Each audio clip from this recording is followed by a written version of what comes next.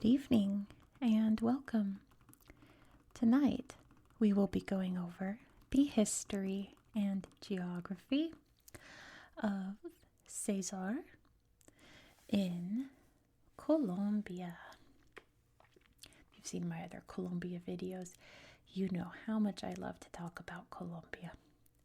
It's a country that has my heart now, and every time I research, I fall a little bit more in love with it. That's true for today, up here in beautiful Cesar. This area is described as Caribbean, even though we're not touching the coast at all, but all the sources I read were like it's the Caribbean area of Colombia. So do with that what you will. It says it's Caribbean. But this area is not very coastal, it's very mountainous. Up here we have the Santa Marta Mountains cutting through here, which right on the border includes the highest mountain in Colombia, Cristobal Colón.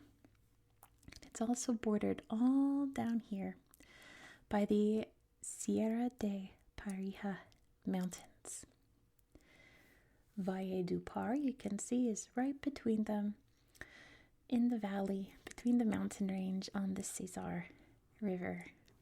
And the rest of the department is pretty agricultural since it's, again, in those wonderful mountain valleys full of rivers and such.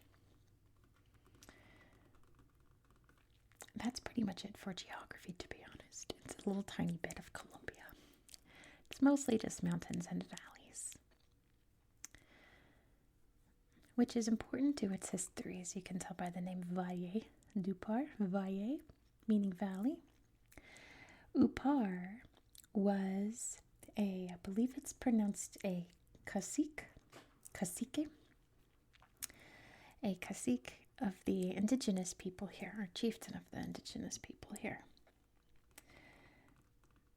They were known as the Chimila.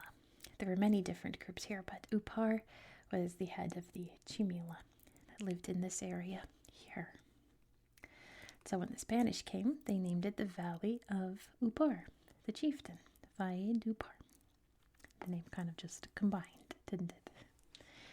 This area was conquered for Spain in 1532. Valledupar was founded in 1550. And this area was relatively quiet throughout Colombian history. Of course, there was some turmoil during the Independence War and a bit during Colombia's various civil wars, but not nearly as much as other parts of Colombia. The Cesar department was actually created in 1967. I believe it was just the Valledupar and other bits of other areas until then.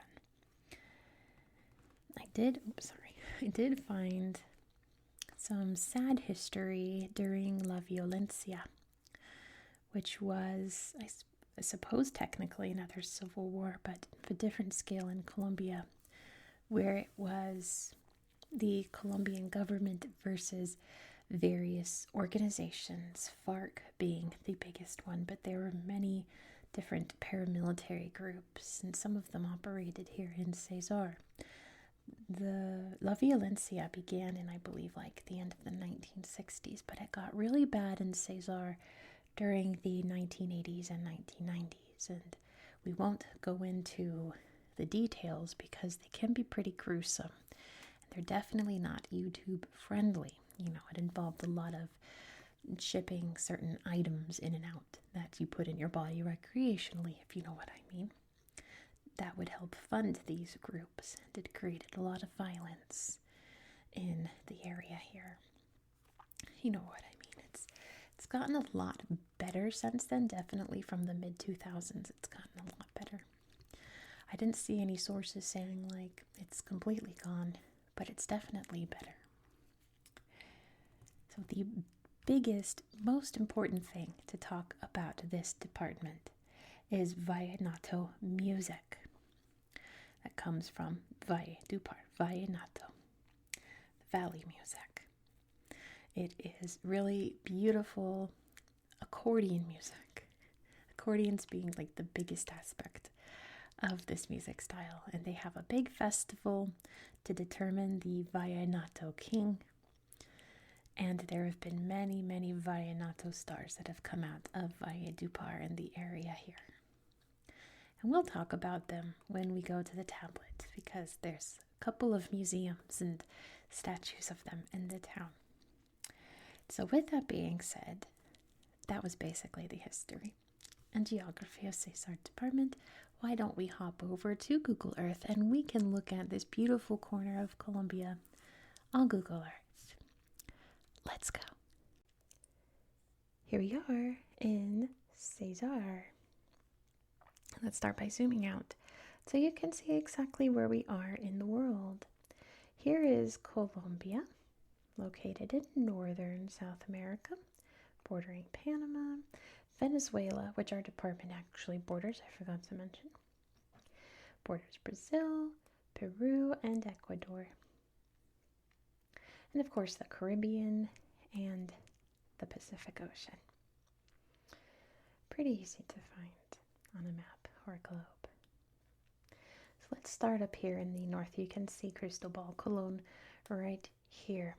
Apparently it's debated whether or not Cristobal Colon is the highest mountain in Colombia or not, because there is also Mount Simon Bolivar, which is apparently slightly smaller than Cristobal Colon. And apparently it's debatable how tall exactly these mountains are. So Simon could be taller than Cristobal. But I believe as of now, look at the contours. As of now, Cristobal, which of course named after Christopher Columbus, Cristobal is the highest by a smidge. Look how beautiful. Gorgeous snow-capped peaks. That's beautiful. That looks like a painting. That doesn't look real. Isn't that lovely? The peak isn't in our department tonight, but a lot of the mountain is. So there we go. Mountains up there, and then there's Valledupar, and then the mountains over here, the Perijá Mountains, Serranía del Perijá, which are equally just as beautiful. Big rushing rivers rolling down from these rainforest mountaintops, creating all kinds of rivers, which we'll look at in a minute. People swimming in them there. Big valleys as well, forests. It's all very, very beautiful. Big waterfalls, of course, as well. Chilling in here. I bet that feels nice in the hot jungle. Alright, let's head to Valledupar. I told you we'd see the rivers. Let's start there. Let's see, the main river is over here, the Guatapuri River. And if we look over here, we can find La Sirena, the mermaid, which comes from a local legend, maybe indigenous legend. This statue is really pretty too. But I couldn't find the legend anywhere. So if anyone knows what it is, let me know. Because apparently there's a mermaid in these waters here. I'd like to know more about her. But I couldn't find it. But yeah, this is the river area. I wonder if this will show us anything. Oh yeah, look at that. Big place to splash and play in this beautiful river. Diving in. And here, we'll look at a second, is at this big roundabout of the 3 most famous Vallenato performers from Valledupar, probably just in general. Him being the most famous, but his name escapes me at the moment. It'll pop up somewhere. There's the mermaid. Let's see. There he is, Diomedes Diaz. By far the most famous Vallenato player. There's a statue of him here. You can chill out with him and the other musicians as well. Valledupar. Yeah, I went and looked up. I was like, what does this music sound like? And it's wonderful. It's so like joyous and so fun and exciting. It's kind of hard to have accordion music that isn't a little bit thrilling, isn't it? But But yeah, and I learned a lot about the music, and it's wonderful. It sounds great. There's lots of really cool roundabouts here. This one's another big accordion. You can see some parades happening here also. And then if we look down here, we can find the Accordion Museum. It's big business here. I can't stress enough how important this music is to the people here and the culture here. Look at all the accordions. Do you think Weird Al has been here? Vallenatos. All the kings. Reyes. I watched this one great documentary. If I remember, I'll link it down, but it was on YouTube, and I'm sure you can find it really easily if I forget. But it was about the girls who are learning this music style, because it's very machismo music. And saying someday there could be a Vallenato queen. That would be awesome. Because those girls were killing it in the little documentary I saw. This is another museum for another famous player, Cocha Molina. And it's got his Grammy. And what is that? It looks like a little tiny accordion. But it's got Gloria Estefan. Oh, I was obsessed with her when I was a kid. I love Gloria Estefan. All of his awards. There's his accordion. I think he has a couple. All his records. Yeah, everything for Cocha Molina. You, of course, hear him play as well. And him and his family by the looks of it. Or maybe his relatives or descendants. But yeah, that is the big business here in Valledupar. There's a lot of other things to look at around in this area, but I'm going to skip them because I want you guys, whenever you have a moment, to check out this area on Google Earth, because it's really, really beautiful. These look like big mines down here. I did read about some violence that occurred with miners being targeted by very dubious groups, exploiting them, particularly coal miners. But like I said, we're not going to get into that because it is definitely not YouTube friendly in the slightest, and it's definitely not relaxing. And more than anything, I want you to relax. Because we could look at this down too. But I think that was like Agua Chica. That's great. I think that was all the stuff that I really wanted to show you, to be honest. I just really wanted to hammer in the music, because that is by far the most important cultural aspect of Cesar department. What else can I show you? There's a finca over there.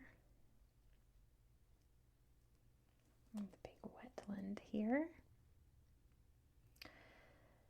But there's another mine. Oh, I think those were the same mines we looked at before.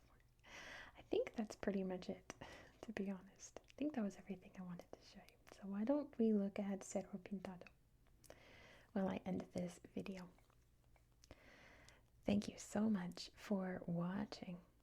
If you enjoy this style of content, please consider subscribing. I didn't find any paramos in this area. This looks like paramo here, but I don't think it is. I think those are over in the Andes a bit more in Colombia. Unfortunately, you know how much I love the paramos in Colombia. But let me know if there are paramos here, and I'll check them out. This looks like paramo, but I don't think it is. Please don't forget to give this video a big thumbs up, as big as this guy's stretching. Big ol' thumbs up, and let me know your thoughts down below in the comments. Also, be sure to subscribe. Tomorrow we're going to Latvia, and we're going to see a beautiful old castle. We're going to see black swans. We're going to see a recreated ancient Latgalian village. You're not going to want to miss it. Be sure to subscribe so you won't miss out. I hope that you found this video to be relaxing and educational. And I hope that you have a good